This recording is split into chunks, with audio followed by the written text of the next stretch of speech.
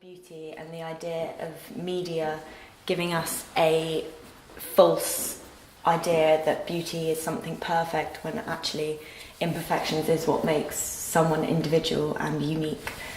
I looked at two artists I looked at Christina Trufa, who paints herself and works with negative space, and I looked at Nick Leopard, who does very brisk and fresh paintings.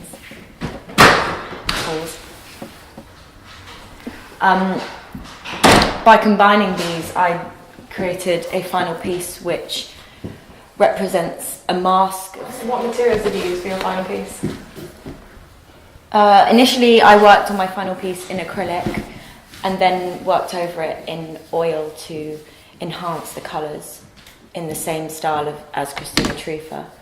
And then I looked at an artist called Manny Robertson, who works with string and duplicates pictures to make them seem as if they're a mask. And by creating a colourful image and a black and white image and sewing the contours together, I created a mask-like picture that represents sort of the idea that we put on a mask to be this perfect thing that the media shows us we should be, but really underneath is what we really are. And you have newspaper in the background. How important is the content of the newspaper or the newspaper itself? And initially I just kind of wanted to work with newspapers, so I just started using it, but in actual fact some of the print behind is actually about art, so it became quite fitting.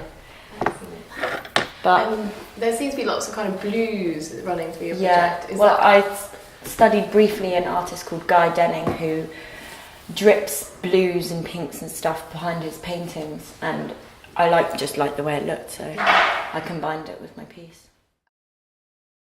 My essay question was to analyze Bill Woodrow's response to industrialization and the effects on developing nations. The idea behind the project is that I wanted to show not only about people's cultures and the comparisons between the West and the East. West, like England and America, have seen a huge progression when it comes to technological change, but then you've got places like Indonesia, parts of Africa that don't see these changes. And I wanted to visually show this effect. I wanted to be able to plant a seed in people's minds, urging them to understand and see the difference in terms of, not only in terms of development, but in terms of their lives. David Oliveira had really inspired me because of his wire sculptures, and because of that technique, it has really, it was a focal point in my project as it helped me create my final piece.